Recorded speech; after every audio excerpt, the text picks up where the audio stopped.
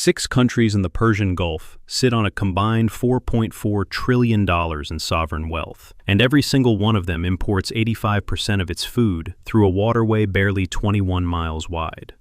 You would think that kind of money guarantees full supermarket shelves. It does not, because right now, the Strait of Hormuz is closed, and no amount of sovereign wealth can move a cargo ship through a war zone. Saudi Arabia, the UAE, Qatar, Kuwait, Oman, and Bahrain occupy one of the most hostile agricultural landscapes on the planet.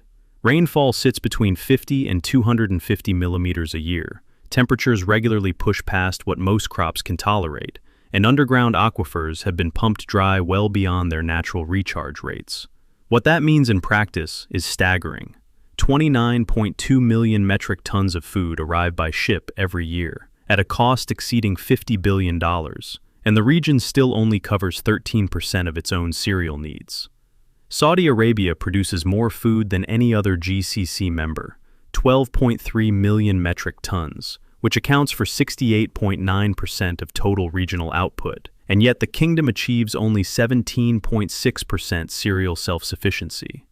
Bahrain sits at the opposite extreme, producing a negligible 0.02 million metric tons against consumption of 0.26 million metric tons. 95% of all sugar consumed across the GCC arrives from a single country, Brazil.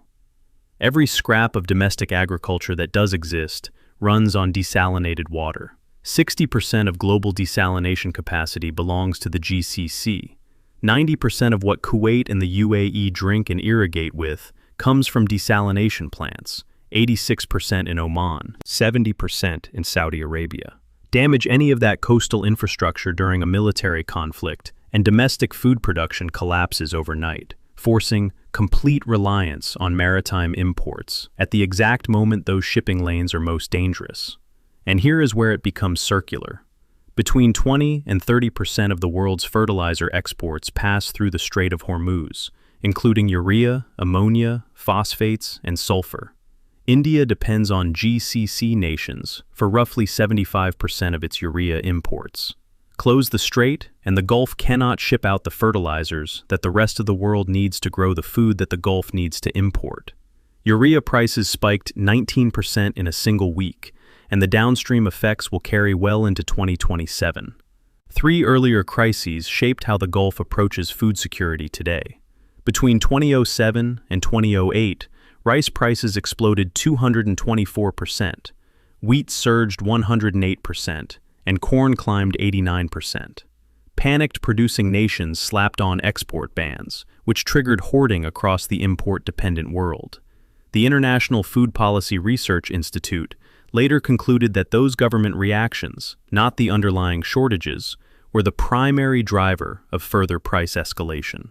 That crisis pushed Gulf states into their first wave of foreign farmland acquisitions across Sudan, Ethiopia, Senegal, and Pakistan. 2011 brought the Arab Spring, where soaring food costs helped topple governments in Egypt and Tunisia. GCC rulers responded by flooding their populations with subsidized food and fuel, using immense hydrocarbon revenues to purchase social stability. What started as emergency spending became permanent policy, because once you tie regime survival to cheap bread, pulling back the subsidy becomes politically impossible. Russia's invasion of Ukraine in 2022 yanked grain and fertilizer off the global market again. This time around, surging oil revenues handed the GCC enough spare cash to absorb the higher food bills. The takeaway was clear. Depending on a single geographic grain source carried unacceptable sovereign risk. $3.8 billion flowed into food technology, hydroponics, and aquaculture across the region. None of those past shocks prepared the Gulf for March 2026. Joint U.S.-Israeli strikes on Iranian infrastructure drew an immediate response from the Islamic Revolutionary Guard Corps, and commercial traffic through the Strait of Hormuz collapsed by more than 70%. Insurance premiums surged 50-fold, adding over $700,000 to the cost of a single vessel transit. Maersk, MSC, Hapag-Lloyd, and CMA-CGM pulled out of the Gulf entirely. Jebel Ali, the region's largest container port, and the primary re-export hub serving an estimated 50 million people across the broader Middle East went dark. 2008 tested whether the Gulf could afford expensive food. 2022 tested whether alternative sellers existed. 2026 tests something far more basic, whether the food can physically arrive. Pricing is not the problem. Getting a ship through the strait is. Damage extended well beyond the water. Airport closures across the conflict zone idled nearly 1/5 of global air freight capacity, and Asia to Europe air cargo costs jumped 45%. Gulf aluminum output, more than 5 million metric tons annually, representing over 8% of global production, could no longer reach buyers, pushing London Metal Exchange prices to 4-year highs at $3,544 per metric ton.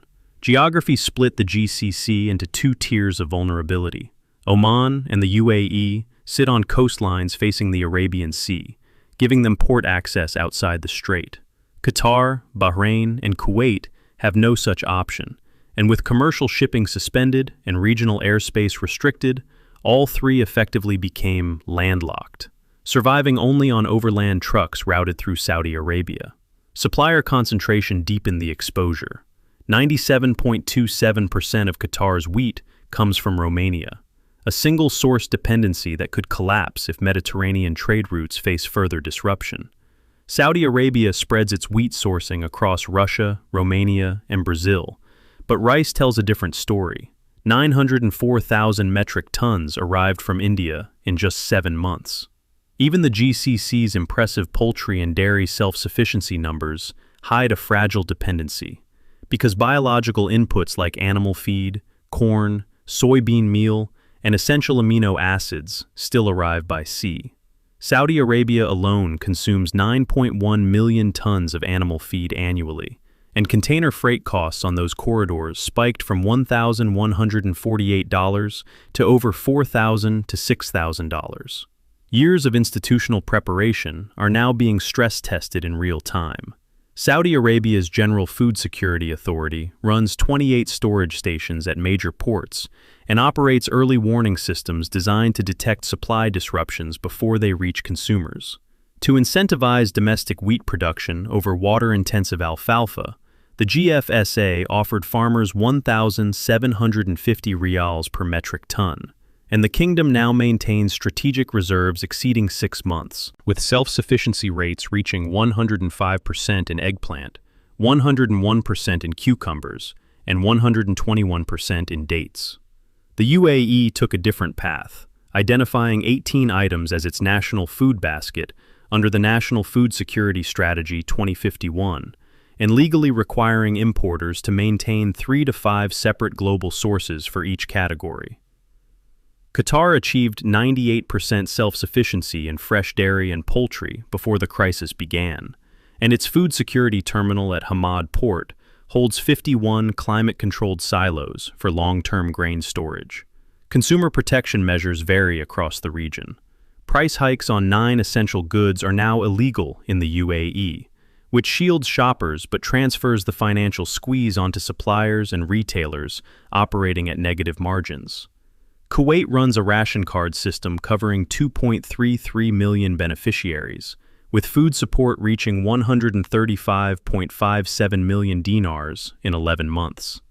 Oman earmarked 1.58 billion rials for subsidies. Saudi Arabia channels relief through the Citizen Account Program, with total subsidies and social benefits reaching 129 billion rials. Fiscal break-even oil prices expose who can sustain this spending and who cannot. Bahrain needs crude at $130 per barrel to balance its budget. Saudi Arabia needs 94, and the UAE needs roughly 50. When oil trades between $90 and $110, some members generate surpluses on paper. But here is the catch. Alternative pipeline routes around Hormuz carry only 3.5 million barrels per day, barely 17% of the 20 million barrels that normally transit the strait. Oil prices exceed break-even, yet collapsed export volume delivers a net revenue loss. 142.5%. That is Bahrain's gross debt to GDP ratio, with debt servicing consuming 33% of all government revenue. Across the GCC, $244.8 billion in sovereign maturities come due between 2026 and 2030, and Saudi Arabia accounts for $174.5 billion of that total. Half a world away, Indonesia faces the same crisis from the opposite direction. The Gulf has money but cannot get food delivered. Indonesia has the food but cannot afford it. Under the Agreement on Reciprocal Trade, signed in February 2026, the country opened its market to over 99% of U.S. products at zero tariffs, projecting total American imports at $33 billion, a 150% surge compared to the previous year. Domestic harvests are declining simultaneously, dragged down by pest damage from consecutive plantings, accelerating conversion of farmland, and competition from higher-income crops. Medium-quality rice hit 16,196 rupiah per kilogram by mid-2025. 40,000 rupiah a day is what a healthy diet costs in Indonesia. 43.5% of the population cannot afford that. When grocery prices climb, families do not eat less, they eat worse, swapping proteins, dairy, and vegetables for cheap carbohydrates like rice and instant noodles. A study tracking households through the 1997-98 Asian financial crisis found that rice price spikes alone drove a 3.5 percentage point increase in child stunting, and those same children later developed significantly higher rates of obesity and metabolic disease, a phenomenon researchers call the obesity paradox. Bank Indonesia navigated the monetary side with unusual skill. Rather than relying on blunt interest rate hikes that cannot reopen a shipping lane, BI deployed a triple intervention across offshore, non-deliverable forward markets, onshore, domestic NDF markets, and direct spot transactions, while issuing specialized securities to attract foreign capital and absorb excess liquidity. Despite the surrounding chaos, CPI inflation held inside the targeted 2.5% plus or minus 1% corridor, with core inflation locked between 2.19 and 2.45%. Monetary control did not prevent social fallout. The government's free nutritious meals program scaled to 82.9 million beneficiaries by 2026, absorbing 335 trillion rupiah, which represented 42% of the entire national education budget. By late 2025, nearly 6,000 people had been hospitalized for food poisoning from program meals traced to spoiled ingredients, absent hygiene protocols, and untrained kitchen staff. August 2025 saw protests sweep the country, initially over a tone-deaf parliamentary decision to increase lawmakers' housing allowances during economic tightening, then escalating after an ojol ride-hailing driver died when a police vehicle struck him near a demonstration. Rising food costs, mass manufacturing layoffs, and regressive tax hikes supplied the underlying fuel, drawing in the missing middle class, people not poor enough for social assistance, but too financially fragile to absorb inflation. Adaptation strategies deployed around the world offer a clear picture of what works and what fails. When India banned non-basmati white rice exports in July 2023, it removed 40% of global supply overnight, causing an 88% collapse in those exports and an estimated $1.4 billion in losses to importing nations. The lesson applies everywhere. Any country sourcing a staple crop from a single dominant supplier faces existential exposure. Strategic grain reserves provide a short-term buffer, but their fiscal cost swings wildly depending on how they are used. The World Bank modeled a 1 million ton reserve operated strictly for emergencies and found it could generate a $20 million surplus for the Treasury. Deploy that same reserve simultaneously for farmer price support and free food distribution, and costs balloon to $230 million. China's state-owned Sinograin runs the planet's largest reserves, with combined assets estimated at $219 billion, eclipsing Archer Daniels Midland and Cargill combined. Buying farmland abroad offered another path. Saudi Arabia's SALIC received $800 million from the Public Investment Fund and invested over $11 billion across Brazil, Canada, and Ukraine, while Almarai purchased acreage in Arizona. Direct land acquisitions in developing countries, however, carry explosive political risk. Daewoo's attempted 99-year lease on half of Madagascar's arable land for zero payment triggered mass protests, a military coup, and the overthrow of a sitting president in 2008. Vertical farming consumes 95% less water than conventional agriculture, but requires $25 million for the substructure alone, and its carbon footprint can run 3 times higher than field farming combined with maritime shipping. Between 2023 and 2025, pioneers like Infarm and Bowery Farming filed for bankruptcy. What has actually worked in 2026 is infrastructure redundancy. Oman's port of Salalah sits safely outside the Strait of Hormuz, handles 6.5 million TEUs, and became the primary alternative transshipment hub during the crisis. The World Food Programme parked 21,000 metric tons of emergency wheat there. Fujairah, in the UAE, houses a 300,000 metric ton grain silo complex, built explicitly to bypass Hormuz. The UAE's Etihad Rail kept freight moving throughout the conflict, transporting 459,000 tons of cargo and more than 7,900 containers in just 9 days, with each train pulling 100 wagons, the equivalent of 300 trucks. 2,177 kilometers. That is the length of the planned GCC railway linking Kuwait City to Muscat, and it remains unfinished. Had it been operational, grain discharged at Salalah could have moved seamlessly by rail to Kuwait and Qatar, and the Hormuz blockade would have been neutralized as a food security threat. Completing that railway is no longer an infrastructure project. It is a survival requirement. $4.4 trillion in sovereign wealth cannot overcome a truth that 2026 has made undeniable. The global food system rested on a single assumption, that narrow waterways connecting oceans would stay open and peaceful, and that assumption has now failed at the Suez, Panama, and Hormuz simultaneously. 97% supplier concentration does not survive the closure of one trade route. 142% debt to GDP cannot absorb a doubling of the import bill. The nations that come through are not the wealthiest. They are the ones with the most redundant logistics, the most diversified suppliers, and the fastest ability to shift from sea to rail to road.